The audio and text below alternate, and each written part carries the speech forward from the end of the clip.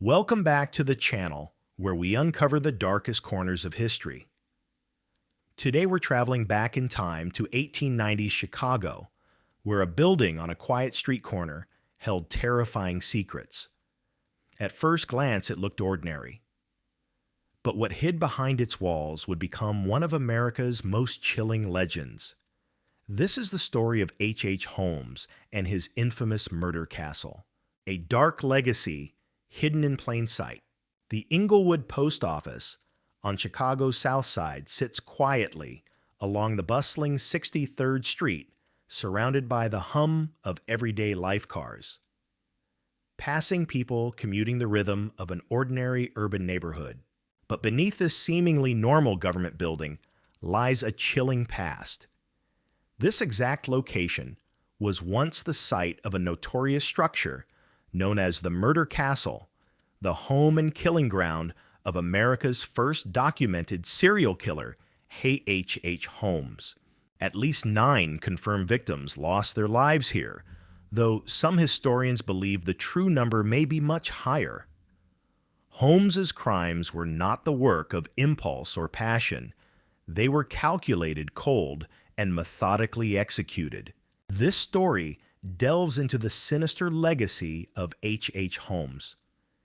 His killings occurred during America's Gilded Age, a time when Chicago was growing fast, full of opportunity, ambition, and most importantly, for Holmes' anonymity.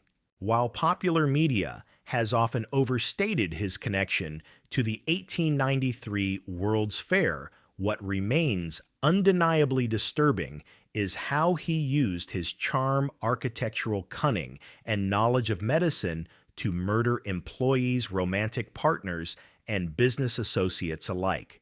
Even today, his case stands out as uniquely horrifying.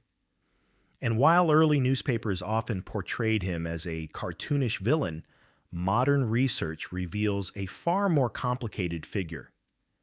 By examining lesser-known victims, overlooked properties, and the investigation that finally brought him down, we can gain a deeper understanding of both Holmes and the society that allowed him to thrive in the shadows. As we uncover the details of his life and crimes, our journey will take us through the streets of Chicago and beyond, some places transformed by time, others eerily untouched. But all of them hold a piece of the disturbing puzzle that is H. Holmes. The making of a monster. Herman Webster Mudgett was born on May 16, 1861, in the small town of Gilmanton, New Hampshire. Raised in a strict Methodist household, he showed signs of trouble early on. Locals described young Herman as intelligent but isolated. One incident from his childhood is often cited as pivotal. A group of bullies forced him to confront a human skeleton inside a doctor's office. Instead of reacting with fear or trauma, he reportedly became fascinated by what he saw. That moment may have sparked his lifelong obsession with anatomy. Years later, Holmes would allegedly say, "I was born with the devil in me. I could not help the fact that I was a murderer any more than the poet can help the inspiration to sing." But according to researcher Adam Selzer, Holmes never actually said this. The quote was invented by the Philadelphia North American newspaper in an attempt to sensationalize their coverage and outpace rival reporters. This kind of exaggerated storytelling would become common in Holmes's press coverage, blurring the line between truth and myth. In 1884, Holmes graduated from the University of Michigan's medical school, despite a lackluster academic record. He trained in the anatomy lab under Professor William James Herdman, and it was there he learned how to manipulate the dead. Holmes would steal cadavers, mutilate them to make identification difficult, and then claim insurance money by pretending they were victims of accidents. His personal life was equally dishonest. At 19, he married Clara Lovering in New Hampshire, and they had a son together. But Holmes never divorced Clara. Instead, he married Myrta Belknap in Minneapolis in 1887, and then later in 1894, he married Georgiana Yoke, effectively committing triple bigamy. Each of his wives was unaware of the others, despite sometimes living just miles apart. In August 1886, Holmes arrived in Chicago and changed his name from Herman Mudgett to Henry Howard Holmes, possibly as a twisted tribute to the fictional detective Sherlock Holmes, whose stories were becoming wildly popular at the time. The irony of a serial killer adopting the name of a famous crime solver speaks volumes about Holmes's dark sense of humor. Rare photographs of the young H. Holmes are preserved at the Chicago History Museum. They show a man with a carefully groomed mustache, striking blue-gray eyes, and a charming demeanor. Police records describe him as about 5 feet 10 inches tall, always well-dressed, and remarkably persuasive, especially with women. His polished manners and apparent success in business made him a master manipulator able to win trust with ease. Building the Castle of Horrors. In the 1880s, the neighborhood of Inglewood on Chicago's South Side was beginning to grow into a bustling commercial district. At the intersection of Wallace Street and 63rd Street, a streetcar line connected the area to downtown Chicago, making it a prime location for new businesses. It was here that H. Holmes first established himself in the city. Holmes's initial job in Chicago was at a drugstore located right at this busy intersection. The shop was owned by a woman named Mrs. Elizabeth Holton. According to some early reports, after she mysteriously disappeared, Holmes took over the business and assumed control of the pharmacy. However, modern historians now dispute this dramatic version of events. In fact, evidence suggests that both Mr. and Mrs. Holton were still alive well after Holmes's eventual arrest and execution, making the story of their disappearance likely a myth born from sensationalized storytelling. Not long after, in 1887, Holmes purchased a vacant lot directly across the street from the drugstore. On this land, he began construction on what would later become his infamous building, a 3-story structure that would go down in history as the Murder Castle. The construction of this building offers a clear glimpse into Holmes's manipulative and secretive personality. Instead of hiring a consistent construction crew, he deliberately rotated through multiple teams of workers, constantly hiring and firing contractors so that no one person would fully understand the layout or purpose of the entire building. This tactic also allowed him to avoid paying wages and exploit laborers without consequence. Although a building of this size should have taken only 6 months to complete, Holmes stretched the process to over 18 months. By the time it was finished around 1891 or 1892, it was a maze of strange architectural features. There were rooms that had no doors. There were doors that had no rooms, reported the Chicago Tribune in a retrospective article from 1937. A mysterious house, it was indeed a crooked house, a reflection of the builder's own distorted mind. In that house occurred dark and eerie deeds. Yet not everything in this terrifying image was as it seemed. Historical research over the years has shown that many of the more nightmarish details of the Murder Castle were exaggerated by newspapers hungry for shocking headlines. The building was in fact primarily a mixed-use commercial structure. The first floor housed retail shops, including Holmes's pharmacy, while the upper levels contained apartments and rental rooms. The third floor is often described as a hotel that catered to visitors attending the 1893 World's Fair. However, the truth is that it was never fully completed or furnished, and it likely never hosted many, if any, guests.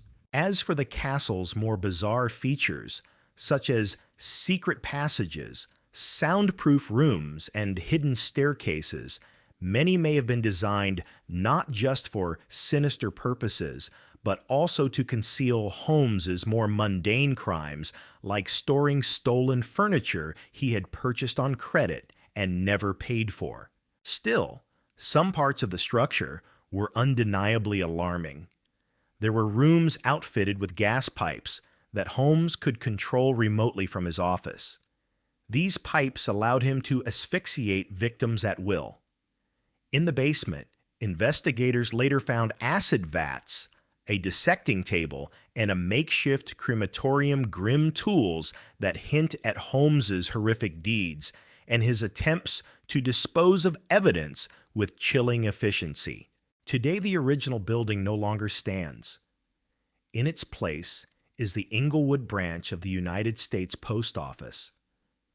Despite the terrifying history beneath its foundation, there is no marker or memorial to indicate what once stood on that corner, a place that witnessed one of the darkest chapters in Chicago's history.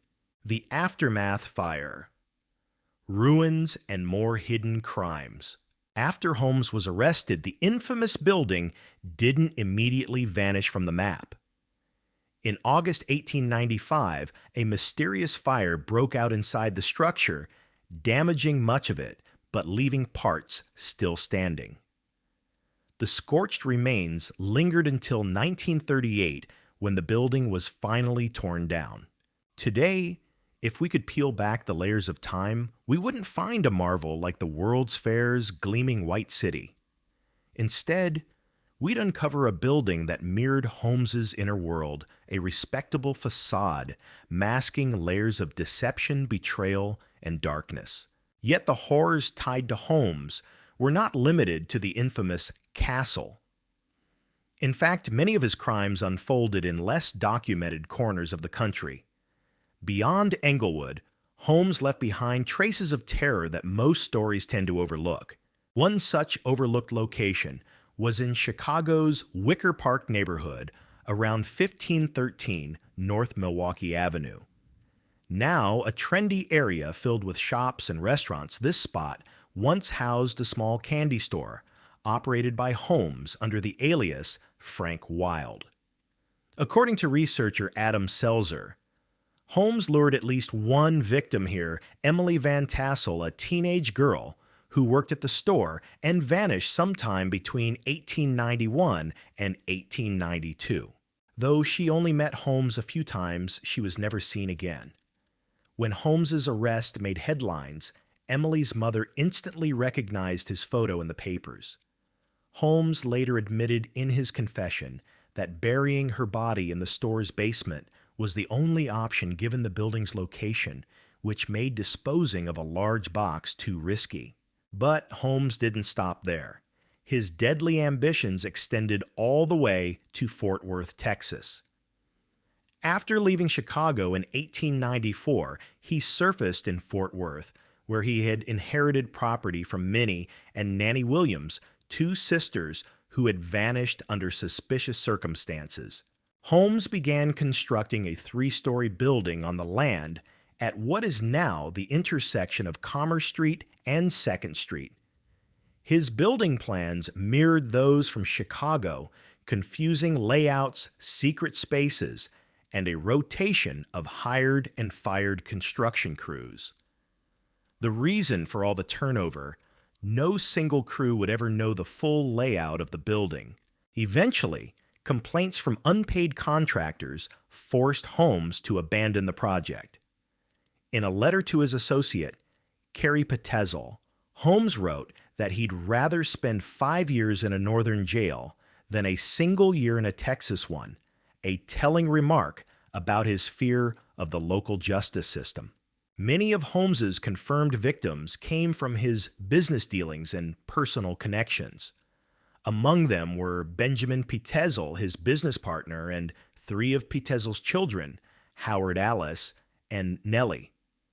But researchers believe the list is much longer. Julia and Pearl Connor, the wife and daughter of a jeweler who worked for Holmes, also disappeared. Emmeline Seagrand, who worked as his secretary, vanished as well. And of course, Minnie and Nanny Williams, whose property Holmes exploited, were never seen again after coming into contact with him. A chilling discovery further confirmed the depth of his crimes. On July 26, 1895, the Chicago Inter-Ocean reported that 4 skeletons had been recovered from Holmes's castle basement. The article described the grim uncovering of human remains inside what was once his Chicago property. One rarely mentioned figure among Holmes's victims was Dr. Russell, a fellow professional who had an office in the building. He mysteriously vanished in 1892. This indicates that Holmes didn't only target women or romantic partners, he may have also murdered colleagues who got too close to his secrets. A city of smoke and secrets, Chicago, and the fall of H. Holmes. To truly understand how Holmes was able to operate for so long without being caught, we need to understand the Chicago of the 1890s, a city on the edge of transformation. Jackson Park, located on the south side, was the site of the 1893 World's Columbian Exposition. Today, the Museum of Science and Industry still stands there, formerly the Palace of Fine Arts, the only major building from the White City that remains on its original site. Back then, the contrast between the grand, clean architecture of the fair and the chaotic, grimy streets of the rest of the city could not have been more stark. Chicago was growing fast. The population exploded from just over 50,000 haulers in 1880 to nearly 1.2 million by 1890. By the time of the fair, more than 40% of residents were foreign-born, and thousands more were arriving every day. Detective Frank Geyer, who later helped bring Holmes to justice, once described the discovery of human remains by saying, "The deeper we dug, the more horrible the odor became." But in Holmes's time, bad smells were nothing unusual. Streets were filled with horse manure, the Chicago River was essentially an open sewer, and the stockyards gave off powerful stenches. In this overwhelming environment, the foul smells coming from Holmes's activities likely went unnoticed. The World's Fair brought 27 million visitors to Chicago during its 6-month run in 1893. The White City, with its massive white neoclassical buildings surrounding a grand reflecting pool, offered a dreamlike version of modernity. But beneath that surface, Chicago remained gritty and dangerous. Holmes is often associated with the World's Fair, but in reality, he spent much of that time traveling, committing fraud in other states with his associate Benjamin Petezel. The idea that he built his murder castle specifically to lure fairgoers is likely a myth created by sensationalist reporting. Still, the fair's social environment helped people like Holmes hide in plain sight. Thousands of people, especially women, came to Chicago alone for the first time. In a rapidly growing city with a limited police force, predators could operate more freely.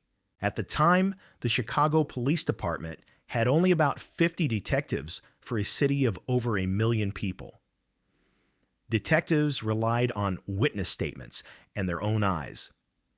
There was no DNA testing, no reliable fingerprint analysis, nothing close to modern forensics. As historian Adam Selzer put it, there was no CSI Chicago in the 1890s. The fraud that brought him down. Ironically, Holmes might never have been caught if he hadn't expanded his crimes from murder into insurance fraud. After leaving Chicago, he ended up in Philadelphia, where he carried out one of his most disturbing schemes. What is now the site of the former Moyamensing prison is where Holmes would eventually be executed. It was also where his downfall began.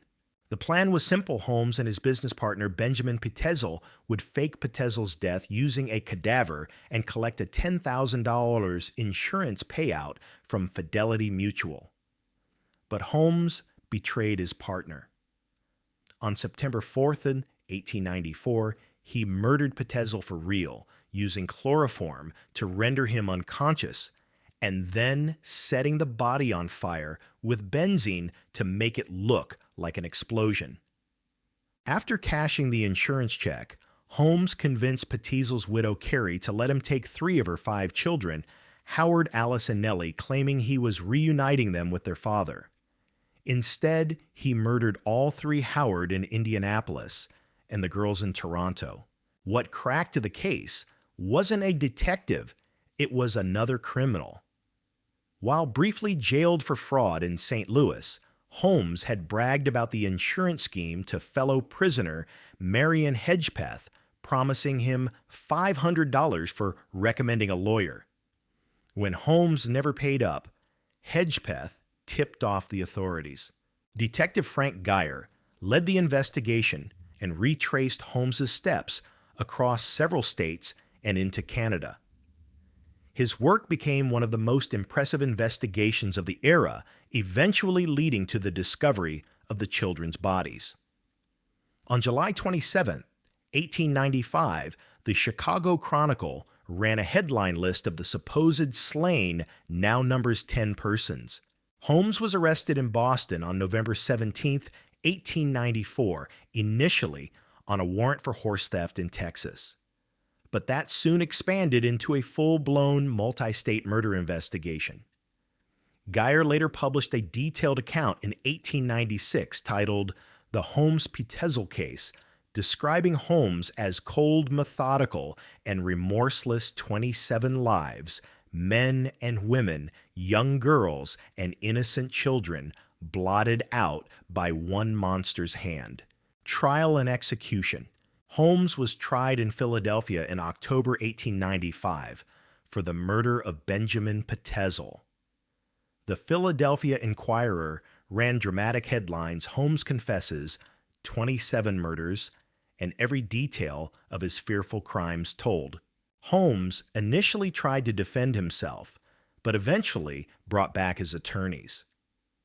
When accused of mutilating Petezel's body, Holmes objected, "I object to the bloodthirsty manner in which the district attorney and this witness are trying to draw the inference that I rushed into this potter's field and mutilated the dead body of my friend."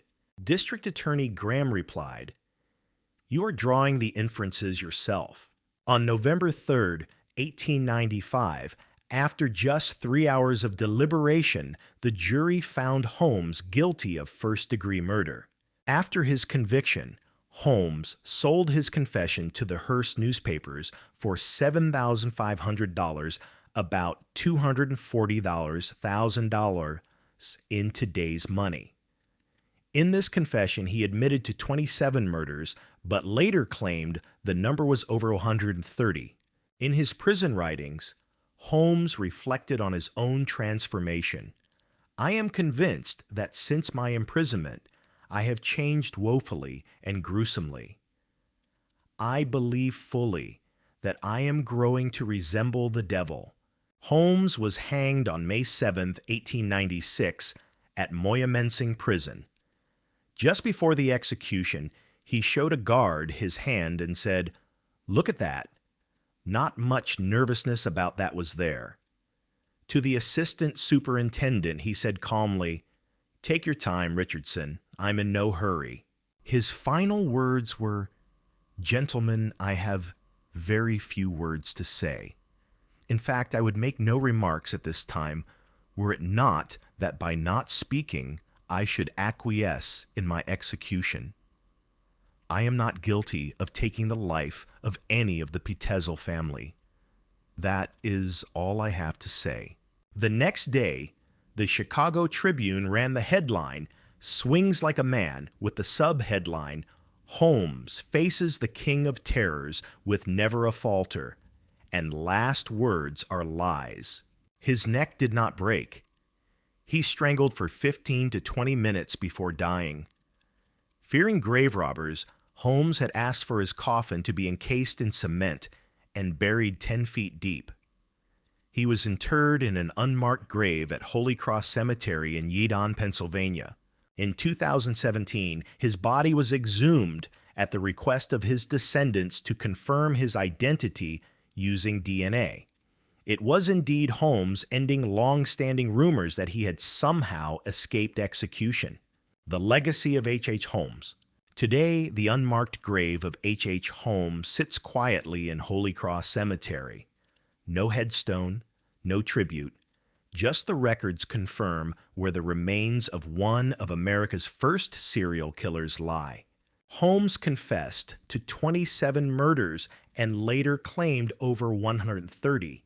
Some reports inflated the number to 200, but modern historians generally confirm 9 to 12 victims, still horrifying even without the exaggerations.